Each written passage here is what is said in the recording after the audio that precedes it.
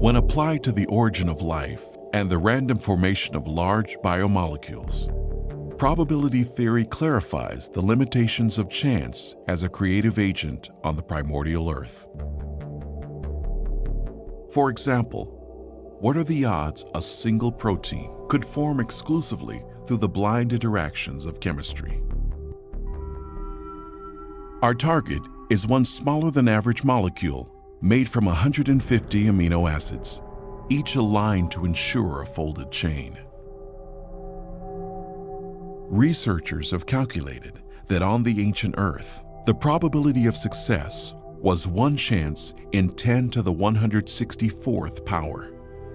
That's one correctly sequenced protein chain for every 100 million trillion trillion trillion trillion trillion trillion trillion trillion trillion trillion trillion trillion trillion failed attempts. But despite these enormous odds, some theorists argue that given enough time, anything is possible. Okay, let's test the validity of this opinion. We'll begin by establishing an ideal environment for chemical evolution, an imaginary world that will provide chance with every opportunity to succeed. First, we stock the oceans to capacity with amino acids.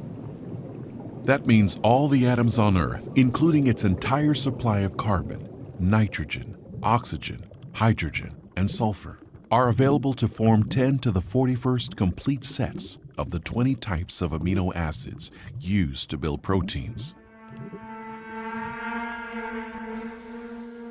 Then we'll alter the laws of nature to protect these building blocks from the destructive rays of ultraviolet light and chemical contamination in the primordial soup.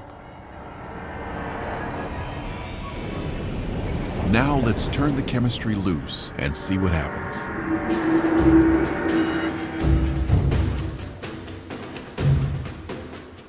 The amino acids start bonding furiously. In our experiment, an entire chain of 150 units self-assembles in only 1 second. Since all 20 types of amino acids are available, at the majority of sites, there is a 5% or 1 in 20 chance the correct molecule will align in the chain. If the sequencing is incorrect, the chain is immediately destroyed and a new assembly begins. Throughout the planet, 6,000 million billion trillion trillion attempts will take place every minute.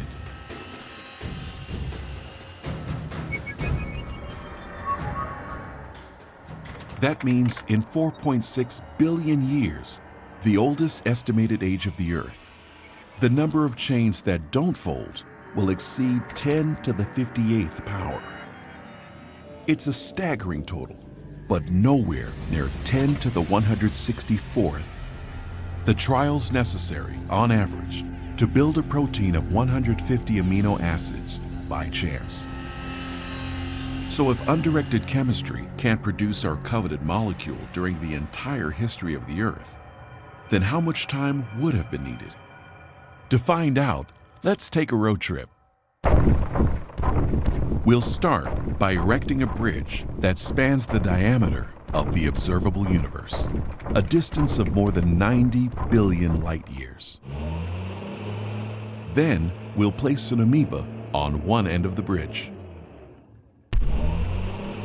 This single-celled organism will travel at the breakneck speed of 1 foot per year. It's off.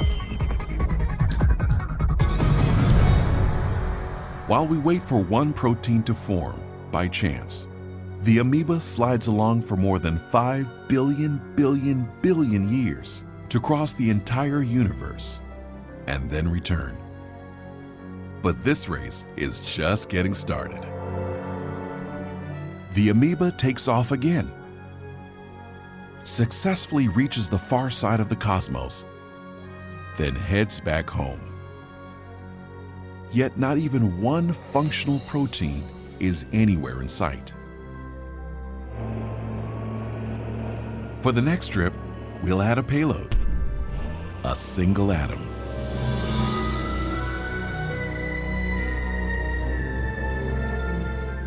After inching its way another 500 billion trillion miles, the amoeba drops off its cargo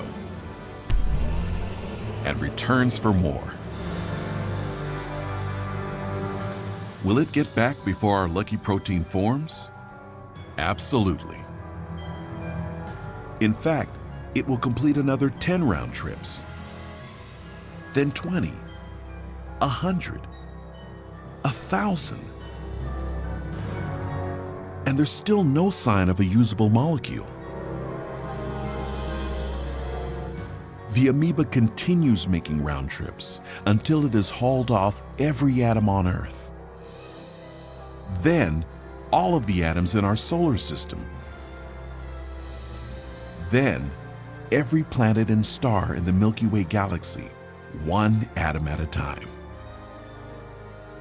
In fact, as we wait for one protein to self-assemble, the amoeba has so much time that moving at just 1 foot a year and carrying 1 atom per round trip, it will transport the entire universe more than 56 million times. That's how long it would take for chance to build one functional protein. Now, suppose against all odds, chemical evolution produced our single functional protein. Would we have life? No. We'd have one protein, just a lifeless arrangement of amino acids. The simplest living cell we know has more than 300 different proteins. But proteins are only part of the story when you consider any actual cell.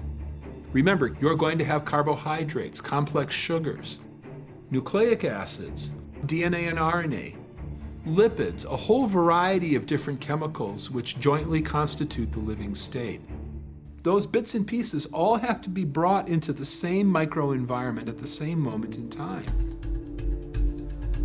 Each chemical building block must then be assembled and organized into the network of molecular machines that will control every facet of life.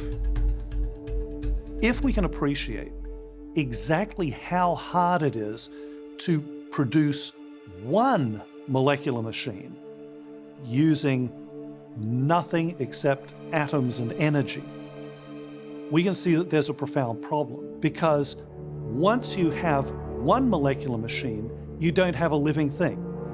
These molecular machines need other molecular machines. And even if nature was capable of producing all the molecular machines necessary, that still wouldn't be enough. They have to all be together, all in this tiny little membrane-bound space that we call a cell. From my understanding of what it takes to make a cell, it has to happen all at once. You can't do it one bit at a time, because everything works together in a causal loop. The higher level of organization transcends the pieces. The spatial organization in the cell requires that molecules end up in the right place at the right time. The DNA is copied into RNA. The polymerase that does the copying has to find the right spot in the DNA to start copying. The RNA has to somehow hook up with ribosomes, which have to be in a particular place. And the proteins then that are made have to be going to a particular place. That's an awful lot to account for by random chance. The probability that you would get them in the same space at the same time becomes beyond unimaginable. And the probability that you would get them within a membrane enclosure, like a cell, is the next best thing to impossible.